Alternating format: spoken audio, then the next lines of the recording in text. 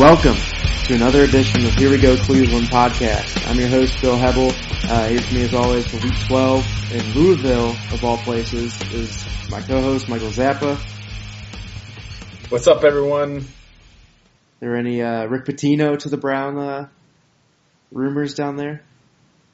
He's the worst. I hate it. I don't even know who Louisville's football coach is anymore. Yeah. They got Lamar Jackson, and he's actually putting up better numbers than he did last year in his Heisman year, but his team is garbage. Yeah, so they're pretty bad. No one's really talking about him. But, just a little shout out to Louisville. It's an up-and-coming city. The 4th Street, not too bad. That's about all I can say about it. So perfect. All right, so this is the earliest we've ever recorded this. We're recording this on a Monday, exactly one day after the Browns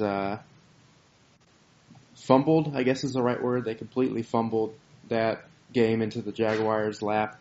So give me so you've been high on Kizer this entire season.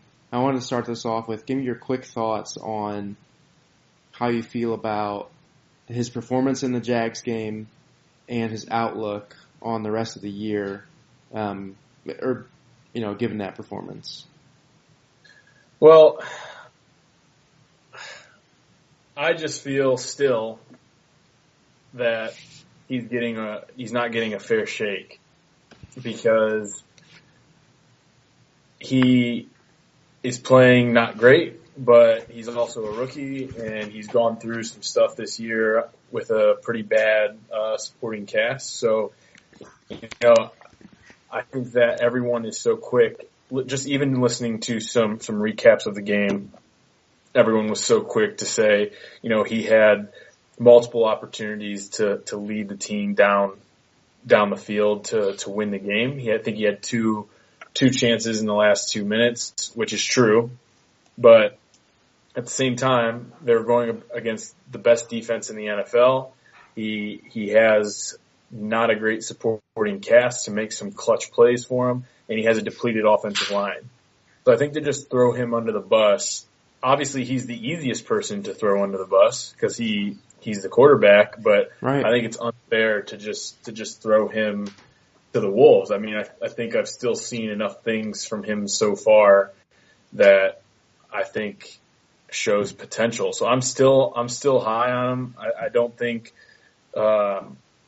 that it's unreasonable to think that he can be the future. And then you look across the league at other performances yesterday and people who everyone is crazy about, guys like Dak Prescott, guys like Jared Goff, guys like even Carson Wentz didn't have a fantastic game. I mean, they still put up a ton of points, but that's because I think they rushed for 250 yards. So Alex Smith had a terrible game. Mm-hmm. I mean, when you bring it all into comparative stats and lay them out and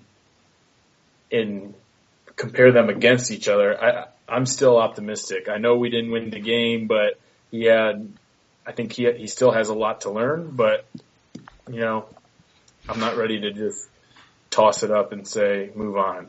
Yeah, I'm with you too. I wasn't asking that question to I guess maybe it seemed that I was asking it to take the opposite side against Kizer, but I mean, one thing I will say, and I think I'm fairly confident that any fan of any team except for Jacksonville could say this, but I'm glad we don't have Blake Bortles as our hope and starting quarterback because, I mean, you look at it, they gave the Browns chances when they tried to go, tried to run the clock out and get a first. All they had to do was get one first down. And what do? They just hand the ball off 3 straight times for like 2 total yards. They don't even trust Blake Bortles enough to get a first down there. And it's like, I was listening to a couple other people say this, but so I can't take it entirely as my own, but it almost feels more dangerous, at least in that game, when Jacksonville's defense was on the field for them to score points than it was when Blake Bortles was on the field. So, Kizer, I mean, as you said, he played against the number 1 pass defense and overall defense in the NFL with a shaky line. I mean, there weren't too many plays where he was holding on to the ball too long, which has been a little bit of a con against him in past games, but it was more of just these guys were kind of getting to him with little to no contact, and he was either having to, put up a quick throw or scramble and get out of there, or just, I don't know how many times he got sacked or hurried last game, but I didn't think that you were like taking the opposite stance. I just thought that, in some of the recaps that I've listened to, everyone was so quick to destroy Kizer. Yeah. And don't get me wrong, I think there's things absolutely that he could have done better. But I also think that, this is what you get in a rookie season with a 21-year-old rookie second-round draft pick. Like, exactly. He's not a Carson Wentz right now. He's not a Jared Goff. Like, even Jared Goff, I mean, if you look at last year, he was miserable. Yeah. He was a terrible People were looking at him as a bust last year, so. Yeah, exactly. So I just think, like, the Cleveland media does an injustice to our team when they, and not all of them, but a lot of them, the immediate recap was, he took a step back. And there's some truth to that. But to just destroy him, blaming this all on him, I think is just unfair, because I think, just watching him as someone, a casual fan who, watches enough football that kind of knows what's going on, I don't think he looks as bad as the stats let on. And 4 turnovers won't get it done ever. So no, like, a couple of those, you just have to, those 2 interceptions were bad. The fumbles, I think he was, those things happen. So yeah, I mean, the last fumble is just kind of like he was just, what do you do at that point? He was just trying to make like a spectacular play. Was it 4th down? Was it? No. It wasn't? I don't think so. Yeah, I don't know, but like I said, I think he's shown, okay, if I get two really good games and 1 poor game, out of my rookie, for every 3 games that are played out of my rookie quarterback, I think I'm all right with that. Like, and I don't think necessarily that Hugh Jackson did him any favors, because we only ran the ball 13 times. Yeah, you look at Jacksonville's. I was looking at their Football Outsiders rank. They are number 1 in pass defense easily, but when you look at their advanced stats and rushing defense, they're 30th. And we had 50 yards on the ground. It's like, yeah, where was the game planning there? Like, well, you can't. And I think this is the key. And I've heard this from 1 or 2 other places, but I think it's almost like Hugh Jackson doesn't like to run the ball. He wants to run all these. He wants to be like this flashy, sexy offensive unit where we're running all these like weird formations and throwing it all over the place and stuff, and that's all fine and good. I hope we get the personnel to eventually execute on stuff like that, but right now we don't. And I think you saw a perfect example of what an AFC North running game is supposed to be with Leonard Fournette yesterday. Oh yeah, yeah.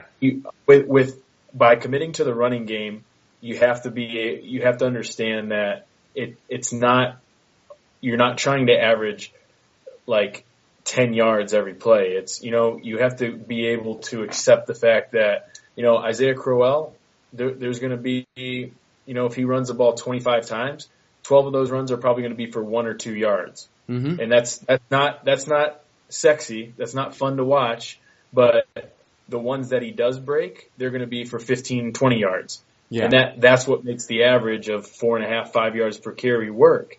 And he doesn't have the opportunity to like put that to use. So we get out there, we throw the ball 3 times, we go 3 and out, and then the defense is back on the field. Right. And that's what killed me watching that game, was, it seemed like as soon as the Browns got the ball, if you put your head down for 5 seconds, you look up 3rd and 10. Like they hadn't gained any yard, they hadn't been able to work any kind of short down yardage. And looking at the numbers here, Crowell had 11 carries for 18 yards. Duke Johnson, guess how many Duke Johnson had? 2 carries. 2 carries for 10 yards.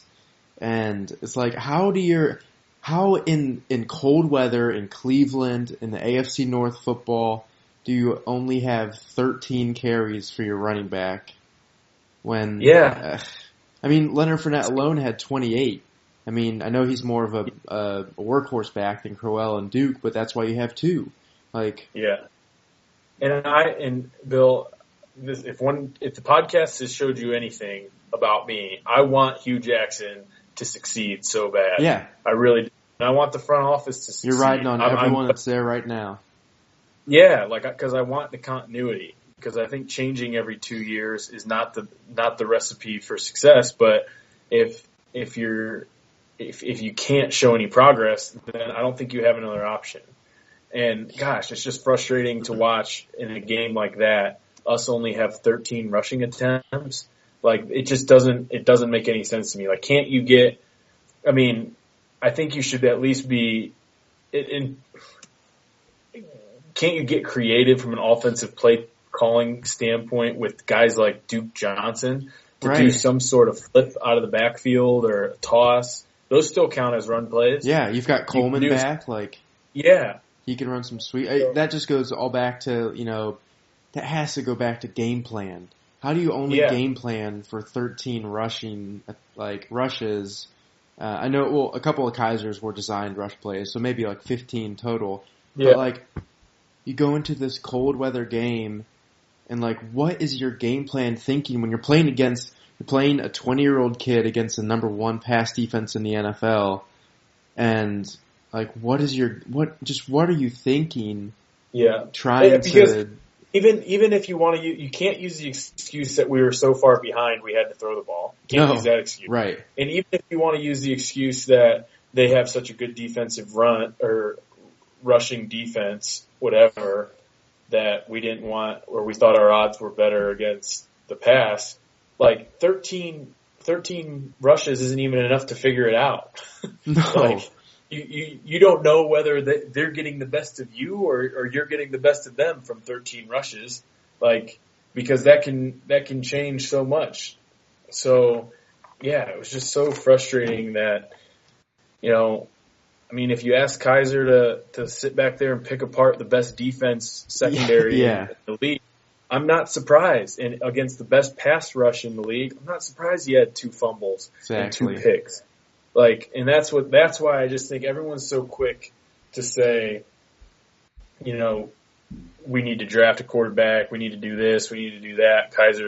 Kaiser digressed, all this stuff. I'm not buying it yet. I think he's all right for being a 21-year-old kid on a team like the Browns.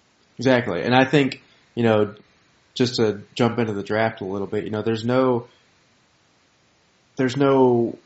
magic elixir one player quarterback that's gonna fix the Browns. So I think, we've talked about this many times before, if you ride out Kaiser and fix those pieces around him, then once the rest of your team is good and set, then you maybe in 2019 you say, okay, look, we're ready to really make the push. We either sign someone or go after whoever the top rookie talent is then.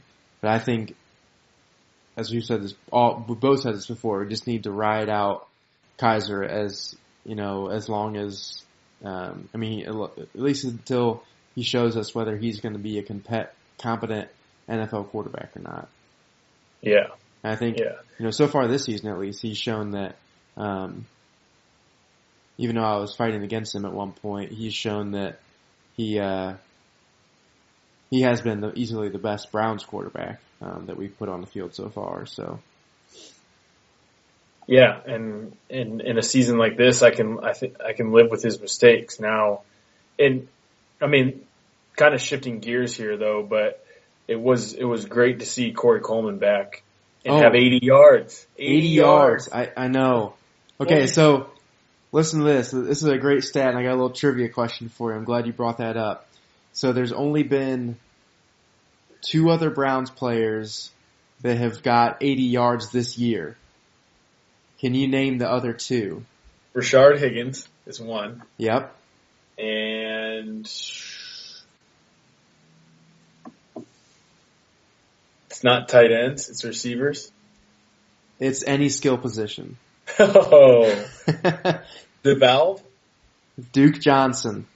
Duke Johnson had over 80. So before Corey Coleman returned, we had a freaking running back, and Rashard Higgins had 80 yards, and that is literally, that's the highest we've, like, no one's hit 100 yards this season yet.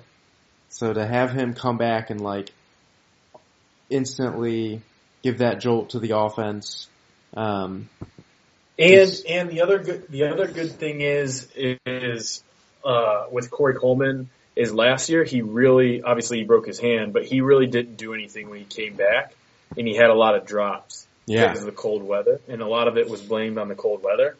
And obviously it was cold and blistery on Sunday, and he was still able to come up. And I would love to see what his catch versus target is. Yeah, because I know I did see he had one drop, but the ball was kind of behind him, so I don't know how many times he was targeted. But as long as his ratio was better than 2-to-1, I feel like he's ahead of every other receiver, because I feel like every other 6 for 11. Was he? Yeah. So just better. Just barely better. But seriously, I mean, I feel like every other receiver catches about 1 out of every 2 or 3 times that he's targeted. So, right. So that was good. That was encouraging to see that, right out of the gate, he has something to build on. So I hope he does continue to build on that. Maybe get a touchdown. Maybe have, God forbid, we have a 100-yard receiver. I don't know if I'd know how to react. I don't even know. Maybe against the Bears when Gordon and Coleman are back. I could see that. I could see that happen. But yeah, I mean, for him to just be able to be plugged into that offense, and I know Kaiser and him had a really good relationship during the preseason before he got hurt, and against the against Jalen Ramsey and Hopkins and those, the guys that I don't know who their other big name corners are for Jacksonville. Bowie. But Bowie.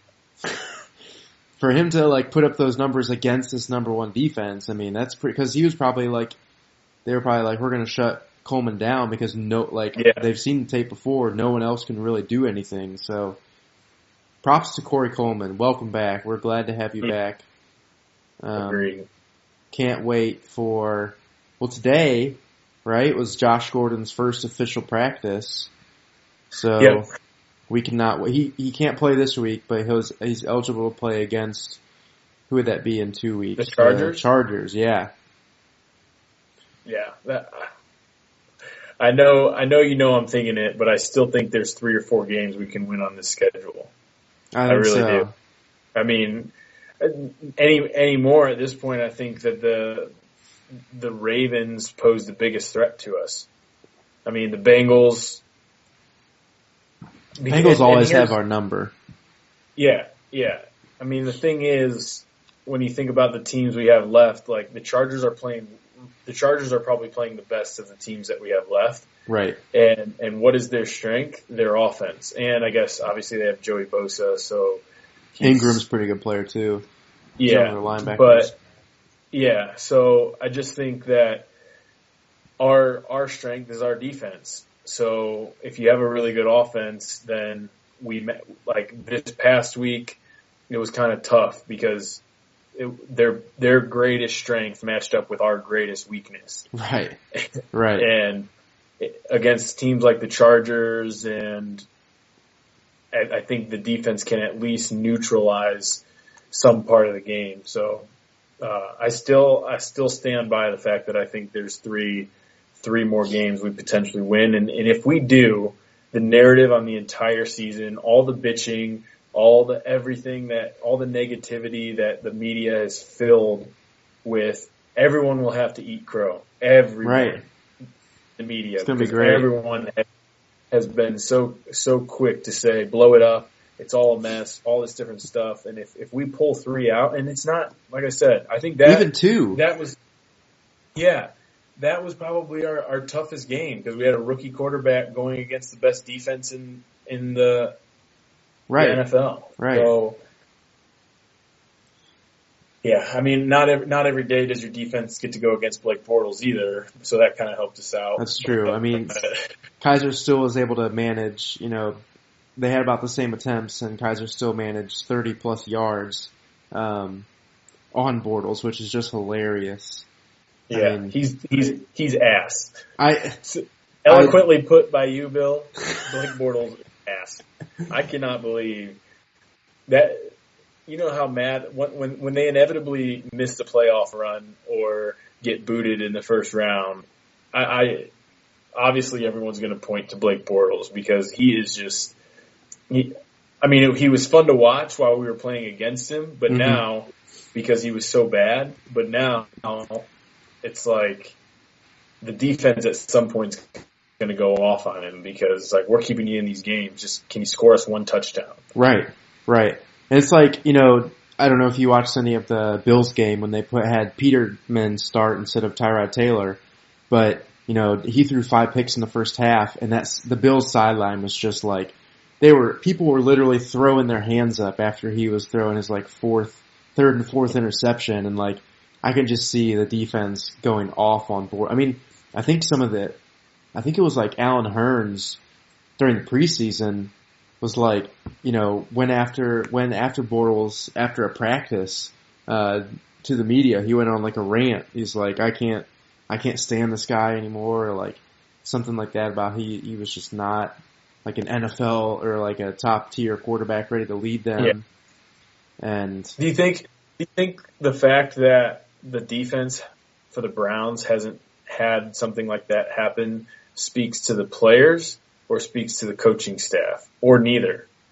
I mean, don't you think that the attitude of the players is still right, considering they're 0-10?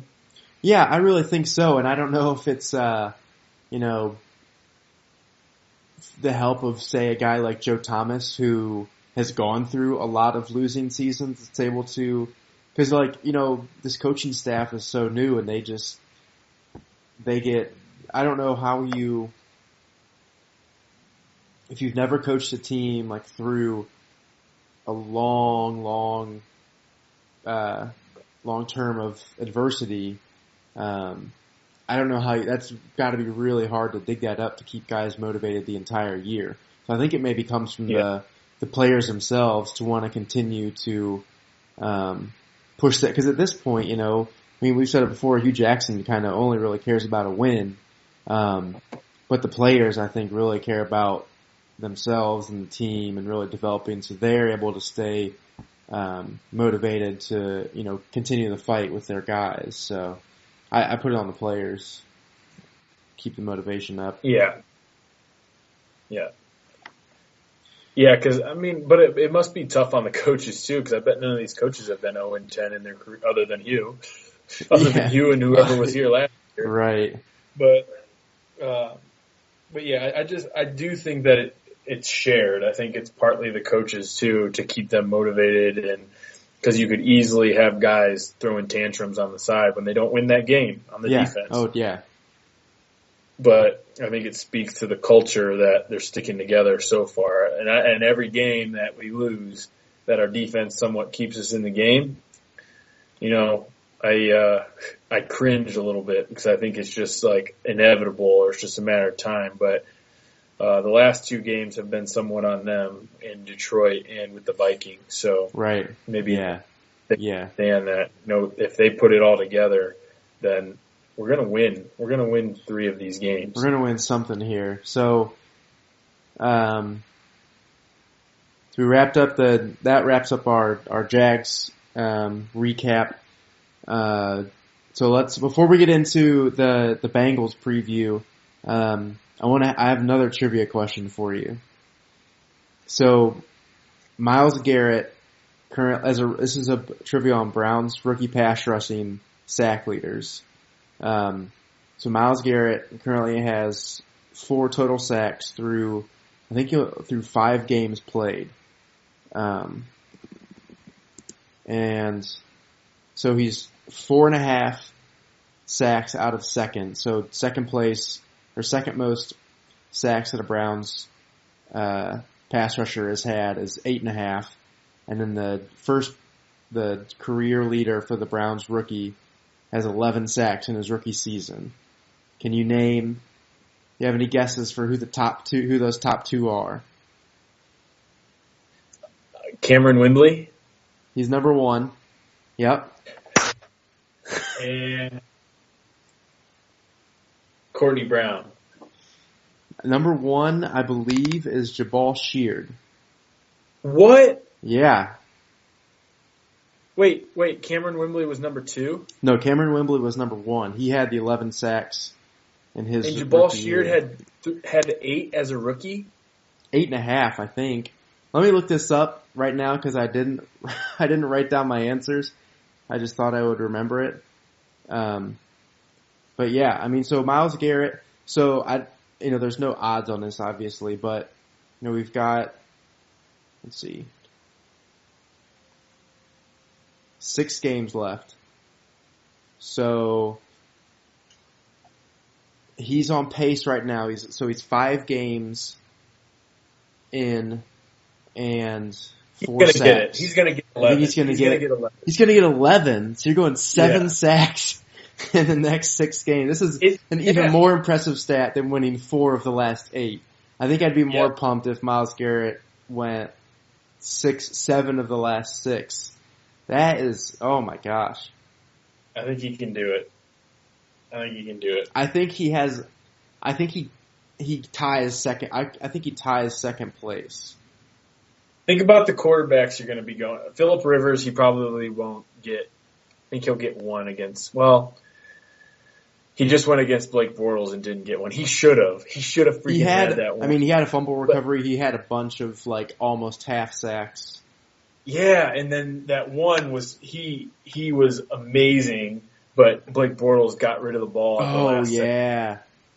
But so he should have had 1. But he had his 4 sacks in the first 3 games, so why can't he have another 7 in 6 games? There you go. I mean, Roethlisberger, I feel like he could get 1 easily against Roethlisberger because there are some plays where he just is around there so much that around in the pocket. The game that he'll have 2, I think he'll go Trubisky? 1. No, I think he'll get 2 against Brett Hundley and the Packers. Oh, I agree. Yep. I agree. So, yeah, Jabal Sheard was second. He had 8.5 sacks his rookie year. Yeah. Wow. Yeah. I didn't even know that the Browns had a player that could get 8 sacks, period, ever. I feel like every year that I've actually paid attention to the sacks, it's been like, ooh, if you have 5 or 6, that's pretty decent if you're on the Browns. But yeah, I want to see Myles Garrett get a tip to himself and return it for a touchdown. That's what I've wanted to see all year. But because I want to see how athletic he would be with the ball in his hands. Yeah. Oh my gosh, yeah. Definitely I actually look better than a Vince Wilfork running down the sideline. Yeah, actually, this guy that I went to school with, he was at the game. He was at the game on Sunday because a family friend of his plays for the Jaguars. The tight end, his last name's O'Shaughnessy. Yeah. And he had to block Myles Garrett. I actually ran into him at the airport on Sunday night. Did you get a pick for the pod? No, not the tight end. The kid who knows. Oh, okay. And I was talking to him, and they stayed and talked to him after the game, and they were asking his take on Myles Garrett because he had to go one-on-one as a tight end a couple times, and he was like, "Does he meet the hype? All this stuff? Is he just once he puts his hands on you? Is he just like this? You just feel his strength?" And he said, "Look, he meets all the hype, but the thing that you can't really understand until you're standing across from him is his speed. He is like you blink and he's by you, and you blink and he's going inside." He said a man that size, that big, and that strong to be that quick. He said he's never seen anything like it. That's crazy. So, I mean, knock on wood, not making this comparison at all as to how their careers or his career is played out, but, you know, an NBA comparison, I kind of see, you know, like a Dwight Howard comparison for Myles Garrett. I mean, he was that type of player that's just like, how is this guy this big and can like move that fluidly and like just looks like he's just like has a gifted body. Yeah. So hopefully, I think, and the best part is, I think Myles Garrett is relying solely on his speed right now, and he doesn't have a whole lot of technique at the moment. I think what he's getting done is he's getting done pretty raw. So over the next few years, as he develops moves and hopefully goes against Joe Thomas in practice and stuff, you know, I think he's just scratching the surface, and 11 sacks is where he's going to start.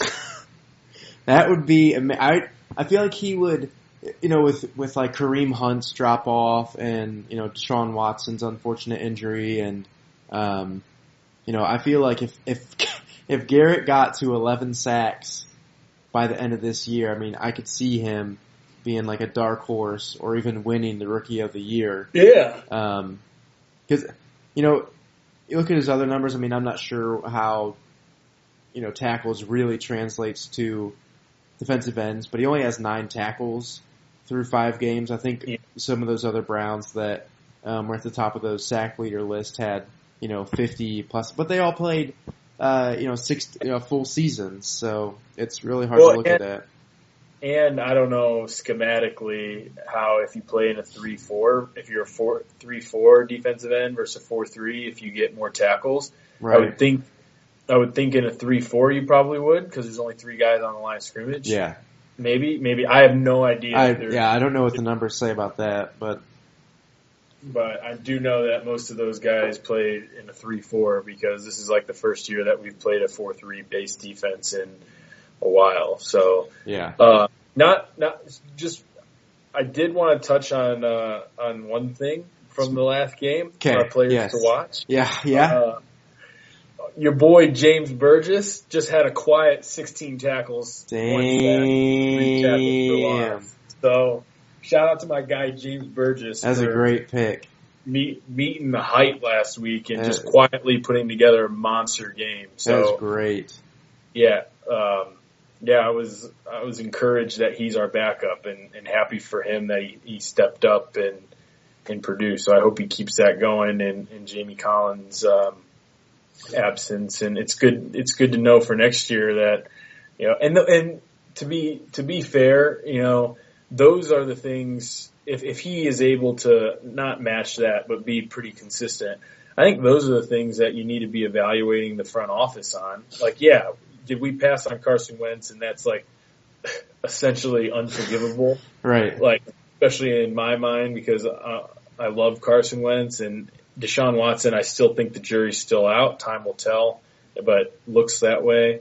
But like, it's not just about your top picks. Like, how do you add depth? Exactly. It's about acquiring talent across the team, not just the top picks. Like, so if they're identifying, you know, guys like James Burgess, I think that's equally as important because that's where you get your depth. So anyway, that makes a lot of sense. That's a great point to make. Everyone always looks at like the high caliber positions or whatever you want to call them, but it's also, you know, that's where like the Patriots and the Seahawks, you know, that's where they make their dues is hitting on those late round guys that they can just, you know, I think there's something about those guys that they have a different engine and a different kind of motivation behind things than but some of those first round guys may also have that too, which is what makes just like Hall of Fame level players. But those back end of the draft guys really seem to, if you can get a good one there, they turn out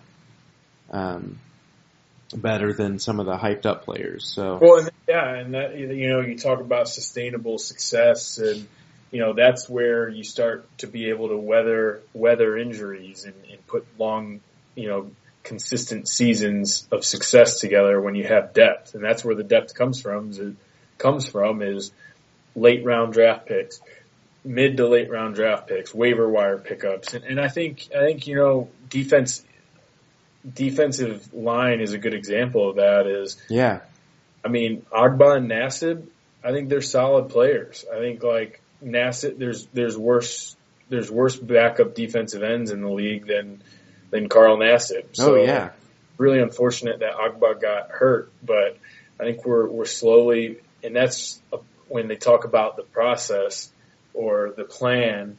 I think that's their thought is, hey, let's get quality players and build the depth from the bottom up, as opposed to let's just load up and sell out for premier players, and then if one gets injured, effectively you're out of it. Exactly. Except for this next draft, we're going all premier players. Yeah, we already had two volume drafts. This is the talent draft. So we got like quality over quantity, or I guess we got quantity over like high quality. Yeah. But I think that's important. Like I said, you need that too. But this draft, which is supposed to be one of the weakest in a decade. Of course it is. Exactly. Just pick all the highest. Just take Mel Kiper's draft board and pick whoever's the highest. Yeah, doesn't matter about any position. Still doesn't matter about position.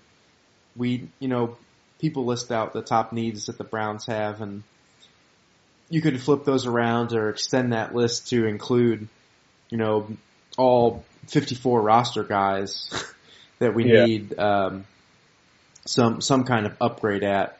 No shots to any one of our active roster guys, but it's good that we got those quantity picks, because if you are as bad as the Browns, you need as many people as you can to try and throw at different scenarios or mistakes that you're making to try and find players that will work in whatever system we have right now. So, speaking of players in the system, do we have time for the Casey Williams segment? Yes. I just want to take a quick minute to welcome back my boy Casey Williams. Welcome back. He has been claimed off waivers by your Cleveland Browns to be on our squad. So wow, he's so good that all 31 other teams in the NFL passed. No one else took a chance on him. So he is back on the Cleveland Browns, and I am super pumped about it. So awesome. That's the Casey Williams segment update for the show. Perfect. Okay, so we poured one out for you last week, Kason, and we're gonna pour one out for you again as we celebrate your return. So. Perfect. Welcome back. Welcome back. All right. So I don't really know what to say about the Bengals. I mean, they're not in playoff contention. Maybe they are. God, in the AFC wild card spot. But so last time we played them, Browns were 3-point underdogs and ended up getting what? Yeah, at home. And ended up getting walloped by 31-7. The only touchdown we scored was with like a minute 50 left to go on the clock. That was the game where I don't remember really what happened, but Kaiser just randomly got pulled out on a drive in the fourth quarter, and Hogan let us down for a touchdown. Is that when you became a believer? I'm surprised you didn't. I'm surprised you don't remember this game, because that's the day you probably fell in love and the heavens opened up. And well, my mind is still numb from last week picking the Browns to win. So and I almost nailed it 2 for 2 with my player of the week and covering the spread. I know. Go and freaking fumble the ball into the end zone. That was the gambling gods just like giving. I mean, the casinos had to be going crazy when the Browns were almost going to cover. Yeah, I don't know. But yeah, you picked them to win. But, you weren't that crazy. I mean, we were in that game. Yeah, it was 10-7 for a long, long time. Yeah, we probably had 8 chances to tie that game up. Yeah, that's like no exaggeration, because they went up 10-7 or they went up 13-7 in what, late third quarter? Yeah. So we had all that time, and I love, listen to the commentators call the game, and that guy is guessing that, when the Browns can get the ball back, they'll have a minute 14 or minute 10 left, and actually get the ball back with like a minute 30. But then they give the ball right back at like a minute 24, and then they still get the ball back for the second time at like a minute 14. It's like he somehow still had more time than this guy. That's what happens when you don't have to burn 3 timeouts in the third quarter because you can't get the play in. Right. It's like, wow, it's actually kind of a nice luxury to have 3 timeouts at the end of the fourth quarter. Like, not that we did anything with them, but it's still nice to have them. That was, God, I was so pumped up because I was thinking to myself, it's going to happen. Yeah. Yeah. My hands were clammy on that last, like when Kizer started that drive. Yeah, this is where it changes, and like the narrative will be completely different if Kizer marches them down the field, ties it up with 30 seconds to go, and then our deep. Oh, gosh, I was writing the story. I was gonna publish it later that night. Yeah, and then we do, like, I honestly laughed out loud. At that point, I was listening to it on the radio. Okay, and I was like, that is unbelievable. Because Jim Donovan, God bless him for putting up with this for so long, but just the way that he calls it, you don't know. He calls the game, which is a testament to him. He calls the game pretty much the same, whether it's good for the Browns or bad. Yeah. Like, everything is very exciting, and when he called that last fumble into the end zone, I thought something big was about to happen on the radio. I didn't know if we had, like, because just the inflection in his voice was like, and then he yelled, Duke Johnson's going to get it and let it go. Yeah, it's like, oh my gosh. No one thought to kick it out of the back of the end zone for a safety. It's like, jeez. So, I mean, do you have anything to say about the Bengals matchup before we get into we're going to do a little mailbag segment and then our players to watch and everything? I mean, I don't really have. Yeah, no, I don't. I mean, at this point, I think I think it's just another game where I think we should be in it. And I will be really disappointed if we're not in this game because I just think that the Bengals are a mediocre team this year. I think, they embarrassed us the first time out, and I truly believe we're a much better team than we were when we played them the first time. Yeah, so, and they're not as good as what they, showed to be then. So yeah, so I think Kizer has something to prove, and I think Kizer has a good game this week. I'm hoping.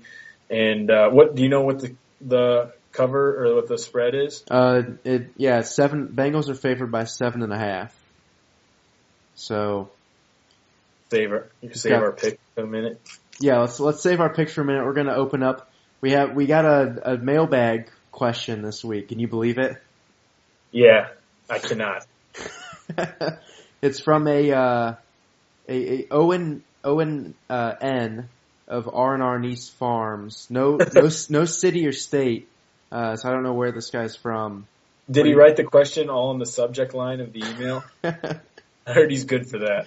Yeah. No, it was an attachment as a weird JPEG. We've got 5. Written in word art. Yes, I had to translate it. Google translate it from Wingdings to Japanese and then to English.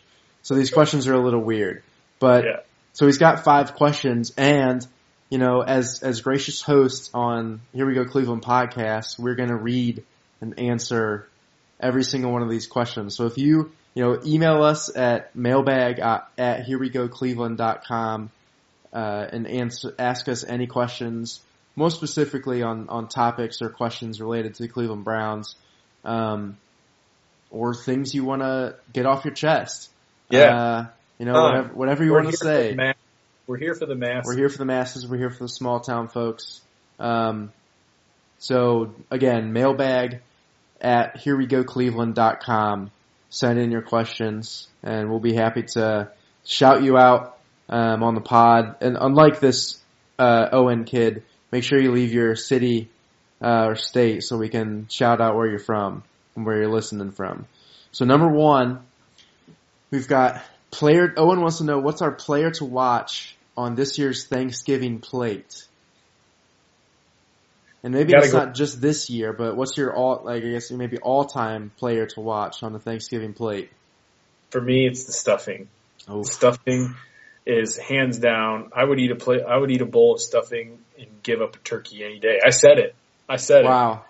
I know it's a bold statement, but yeah, I think stuffing done the right way can make or break the Thanksgiving dinner. So that's mine. I agree with that. And so normally I would say mashed potatoes, but because if you do mashed potatoes right, there's just it's heaven. But I've been to actually so many weddings this year that have done mashed potatoes well. So I'm kind of my palate is not as fine for mashed potatoes this year. So I'm going to go with, and this maybe this is a little dark horse pick, sweet potato casserole. Ooh. It's more of a dessert and it's pretty rich, but if you do it right, get the marshmallows crispy on top, that's my player to watch. So, sweet potato casserole. Play out, Yeah. We're gonna track your servings. The over under for my servings of stuffing is 4.5. How many plates? How many times up are you gonna go?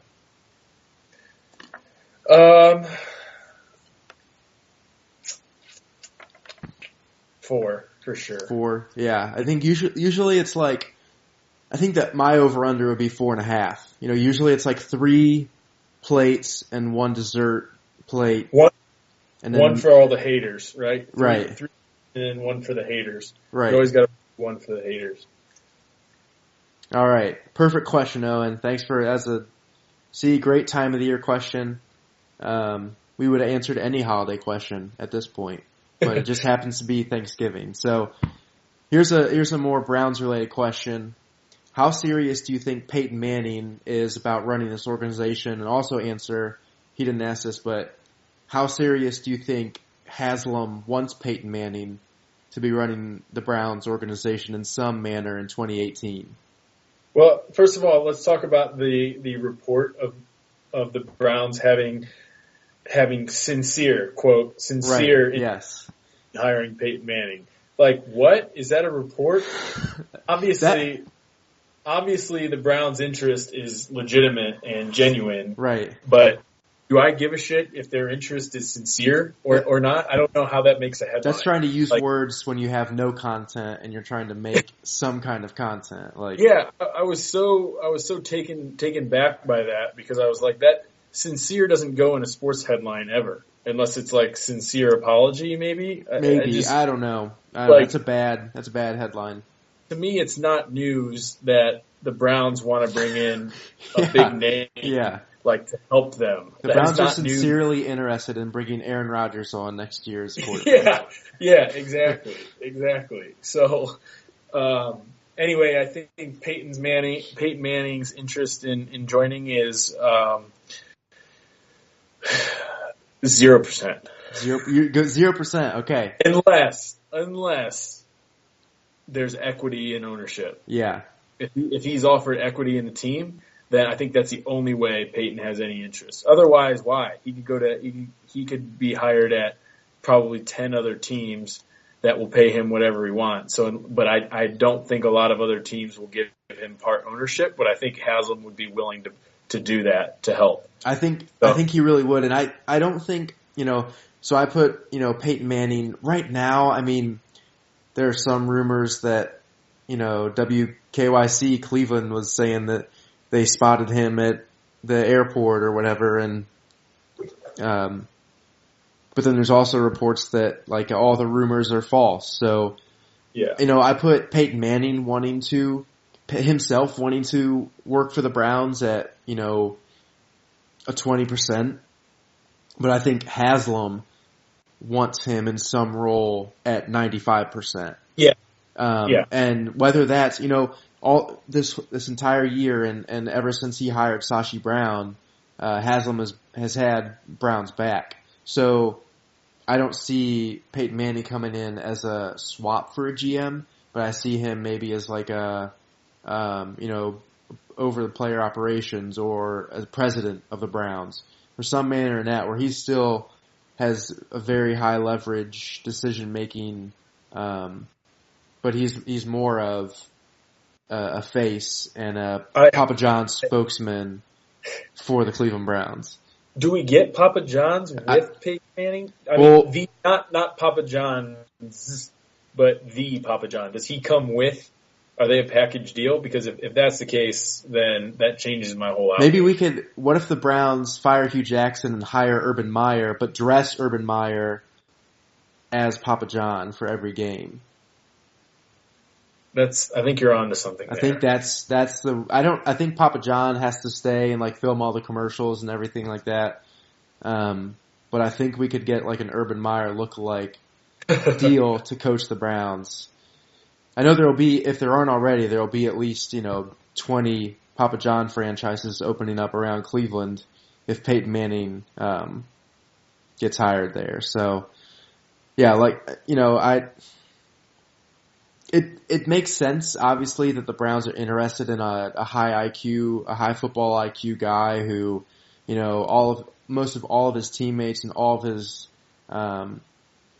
ex-coaches have said that they could see him in some kind of role, either owning the team, as a GM, or in some kind of role where he's over player personnel. And he would have to be Sashi's boss. I don't think there's no way he would take a job that he would report to Sashi Brown. Right, or I don't also think, Sashi's going to the Senior Bowl and shit like that. I don't think that Peyton Manning's going to want to go to some of these, college recruitment things, but maybe hopefully he is involved. But I hope the last thing I want is another Holmgren who just sits up there in the ivory tower and just collects his check and then just has all this. I want to use Peyton as the face of our franchise on the business side if he were to ever agree for whatever reason. But what I struggle with is, can you give me one reason aside from part ownership, because obviously that's really hard to come by. Yeah. And he can't afford to buy a team on his own, so that'd be really difficult to come by. That aside, can you give me one reason why you think Peyton Manning would be interested in any capacity to be involved with the Cleveland Browns? I mean, he has a relationship with Haslam, but I don't think that's enough to. I mean, Peyton Manning knows a shit ton of people in the NFL. Yeah. So, he has a relationship with your boy Papa John, right? And he's not taking a job with them. Yeah. So I mean, he's been connected to the Titans as well, which hurts because Brad Paisley lives in Nashville and they have that great commercial together. So I don't know if that has anything. He's been linked to New Orleans, but I don't see him going there because in 3 years, probably Sean Payton and Drew Brees are gone. So, it's really, I don't know if I have an answer, because, this would be his first management position, and to take on the Browns, I mean, we've seen it time and time again, these names that have came in to try to fix the Browns, and have all failed. So, it's kind of a catch-22 because on one side I see that as the main reason that he doesn't come here, but then also I see that as, he wants to come here to be like, I can fix, look at what I did in my first management job. I completely turned the Browns around. So, but I don't think there's anything other than equity that can bring him on. I keep wanting to believe that there's people out there that will take jobs with the Browns to say, I want to be the one that turns it around. Yeah. But I think with every year that passes and no one turns around, that pool, just the already small pool, right, becomes as big as our group of listeners, which is 6 people. Yeah. So when it got to the point where, as I wonder what the line of I think the line of demarcation where that started going from a linear decline to just a complete drop-off was as soon as Johnny Manziel was quoted saying that he's going to bring the Browns back to, the promised land. Yeah, now literally anyone can say that, like the bum on the street that's walking outside. Right. be like, yeah, I'm going to bring the Browns Yeah. back. Tayshaun Gibson's going to say, like, he's going to be the one outside the Browns organization. He motivated the Browns, and now he's going to be the one to bring them back. So, all right. Third question here. Let's give a quick answer. What current NFL team or recent NFL turnaround would you like to see the Browns model?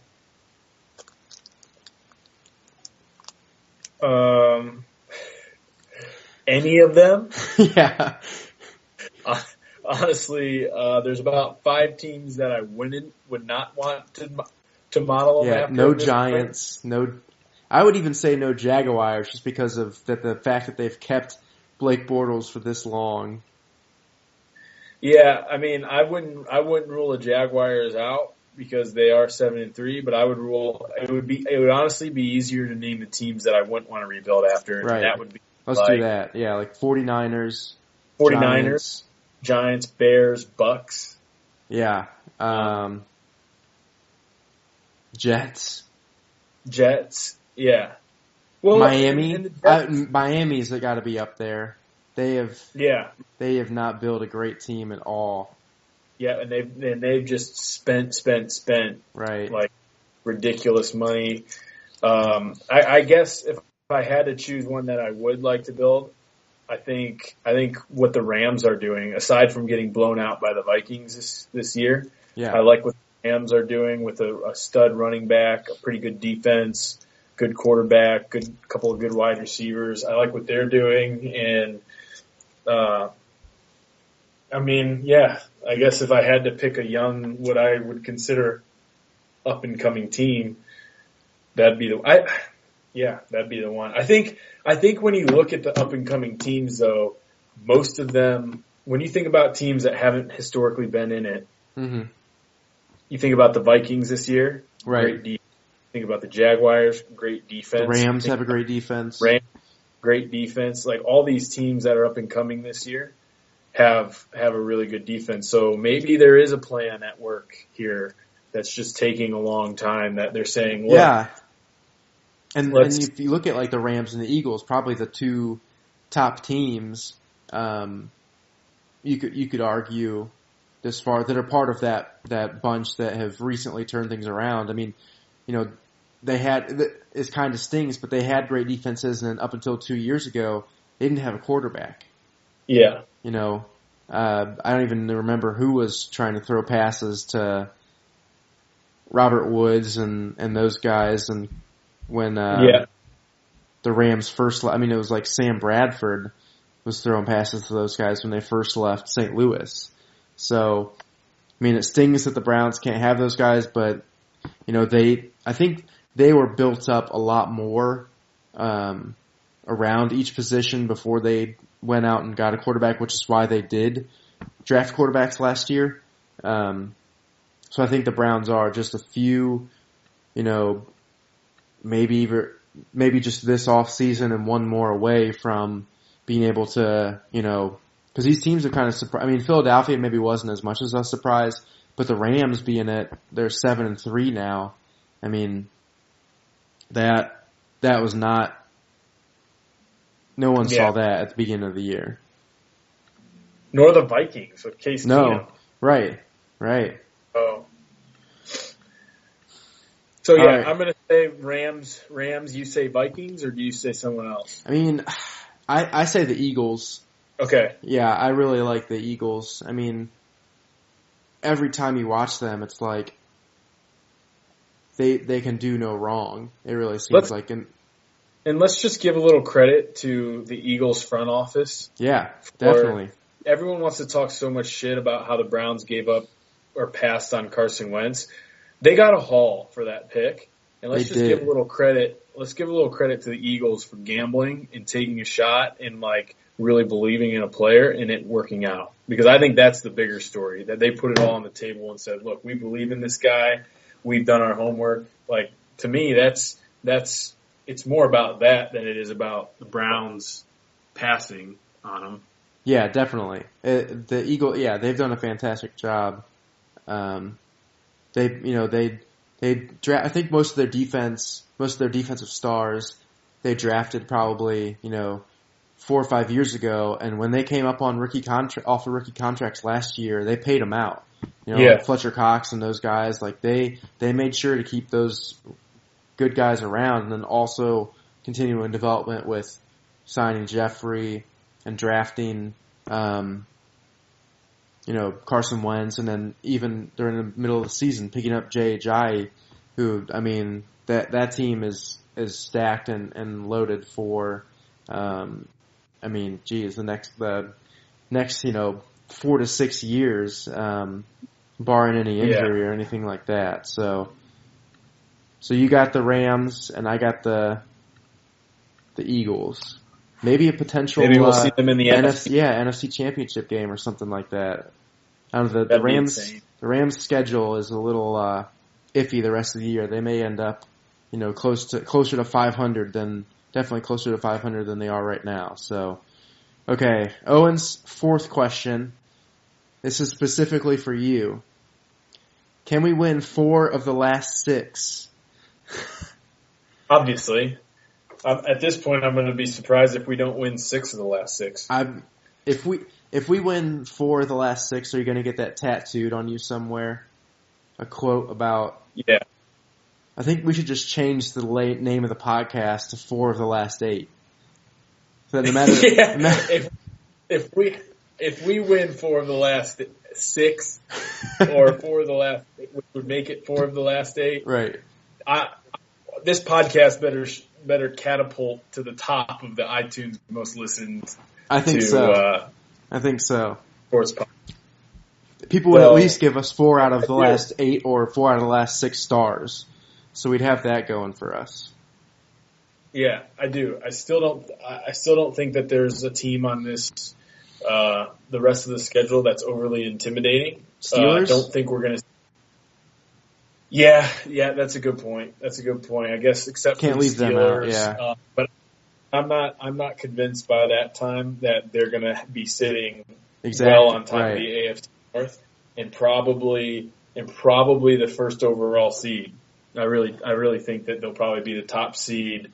So I think it'll be like last year where they're gonna, they're not gonna risk getting Charlie injured. Batch or whatever will be out there slinging balls. Yeah. So like even if they're at full strength, then I think we lose to Baltimore again at home, and I think we lose to the Steelers. But I give us a good shot against LA, good shot against Green Bay, good shot against the Bears, and God, who's our other game? Bengals this week. I don't know who else we play.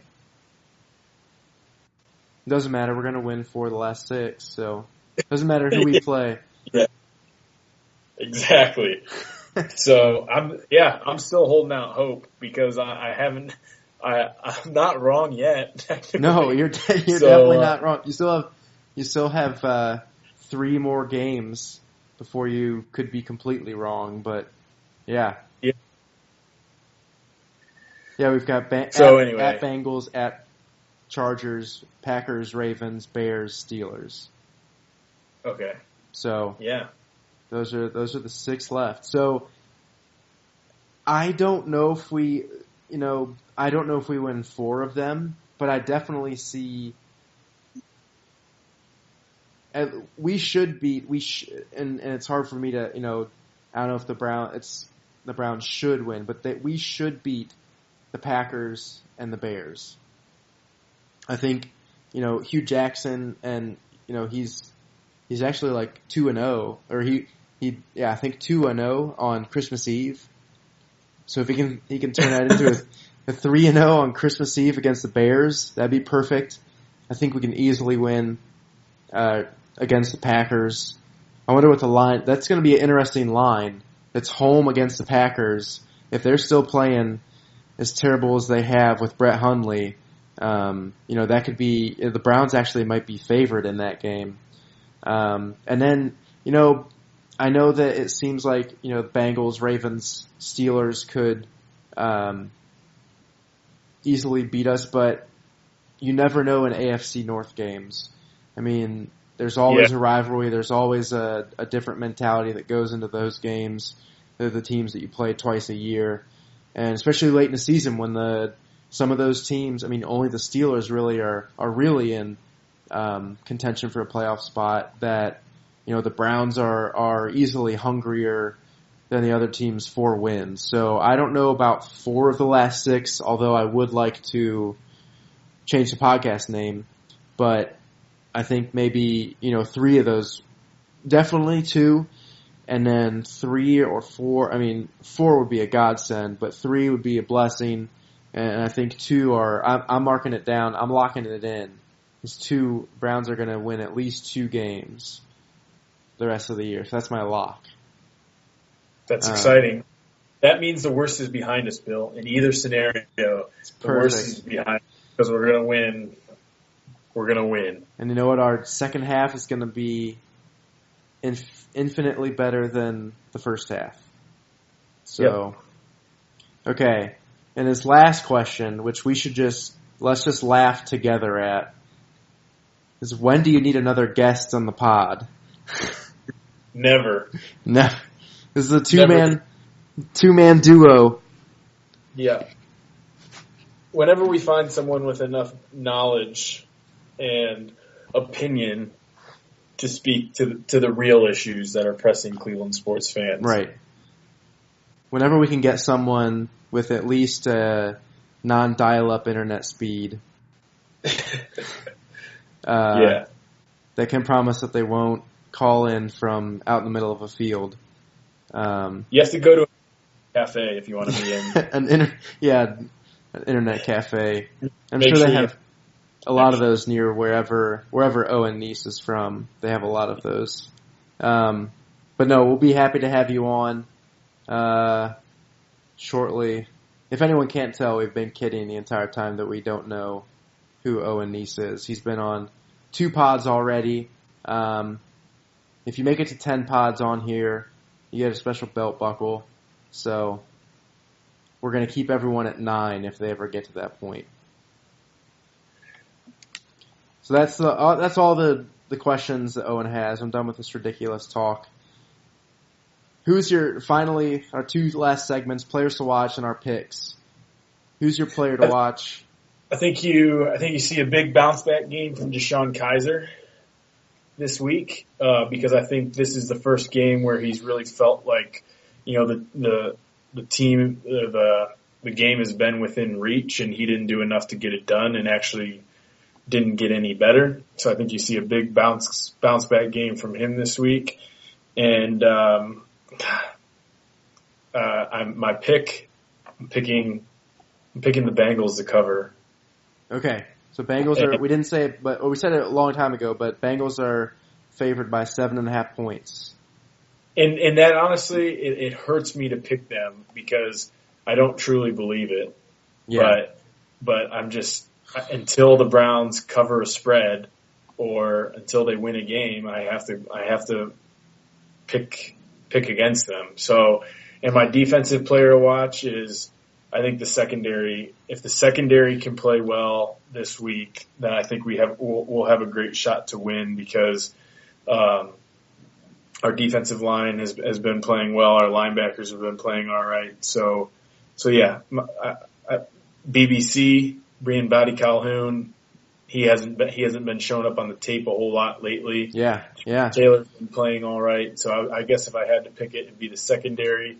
And how about Jason McCourty? He had a great game. He did. He really did. And we really need him because if you look back at the recent schedule that the Browns have played, it's been 5 games. It's been until the Houston game was the last time that they really played someone who had a really good number 1 wide receiver. Tennessee, Minnesota, Detroit, Jacksonville, those teams don't really have that top wide receiver, and so it'll be interesting to see if McCourty, how he does against AJ Green. Yeah. Perfect. So my player to watch, hopefully I get to watch this guy a lot, but my player to watch this week is Duke Johnson. Only getting, 2 carries last week, and, he didn't have that many looks in the passing game. I know Jacksonville was, all over they had so many pressures and hurries on Kaiser. But I mean, I hope for him to get back. Maybe I was looking. I think Crowell is the only player that's had 50 rushing yards and 50 receiving yards in one game this year. And you'd think that'd be Johnson because he's that type of player. But Yeah. I really hope to see him. It's hard to say you want to see Duke Johnson step up his game because he's not being given the chances to step up his game. But He's the best player on the offense. yeah, he's the most electric guy on the offense. He far outshines the league average when it comes to rushing yards per attempt or probably passing yards per attempt for a running back. And if you just, that number's going to come down if you give him more carries, but he's still going to be able to do, electrifying things with the ball. On a defensive side, it's Peppers for me. I mean, he made a couple plays, but, especially on special teams, man, I think he fumbled the one punt, and then there was another punt where he was running over to the sideline, and he ended up just letting it hit his arm, and it went out of bounds. It fumbled out of bounds, and it's just like he needs to really show that he is. I don't know what it was last week, but he didn't seem into it, and we really need him this week to slow down any kind of passing game that the Bengals have. I think I think their tight ends kind of killed us in the last game. Yeah. So for him to be able to shut down. Yeah, you're right. Ben Watson. They have Benjamin Watson. Yeah. So we really need Peppers to step up in defensive end or special teams. So good.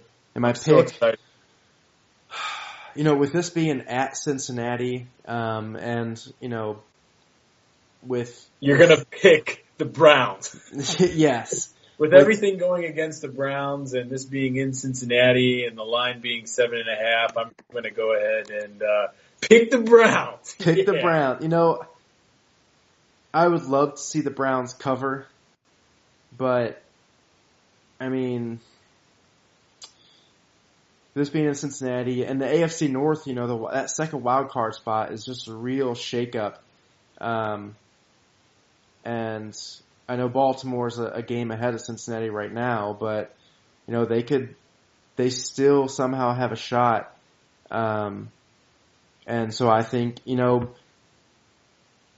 both of these offense, the Bengals could put up points, and I think the Browns, with Corey Coleman back and having a more cohesive offense, they can put up points. So I think I picked the Bengals to win, but I see it maybe like a 34-24 game, something like that, where, maybe the Browns seem out of it at some points or it gets real close at some points, but the Bengals are just a better team at this point in the season. For whatever reason, the defense has a nose for Cleveland players. The Bengals defense does at least, and hopefully Vontaze Burfict punches a ref during the first drive and just gets kicked out of the game. That would be great to see. You know what, Bill? It's time that I start putting my money where my mouth is. I'm going to flip my pick. Oh my gosh. You heard it here first. I'm picking at some point, if I've believed all year that we're going to win 4 of the last 8. Exactly. At some point I have to pick the Browns to win. And for whatever reason, I'm compelled to do it this week. Yes. So I will switch my pick not only to cover, but to, in fact, win. Browns are going to win the Battle of I-71. Win the Battle of I-71. So if you've made it this deep into pod, that is a hot take. Wow. That is as hot a take as I may have to make that the title of this episode in case people don't make it that far. So, yeah. Yep. All right. Well, this officially switched. The Browns, I don't know when the last time they won 2 games in a row is, but, this is first time in a season. This is our first season, but we picked the Browns to win 2 games in a row. So I think that counts for something. Yeah. So, yeah, if you've made it to this gem in the podcast, I mean, gosh, tweet us, like our Instagram, do something to show us that you made it this far. Leave us a comment on iTunes or anything. So again, I picked the Bengals to cover. I think I'm.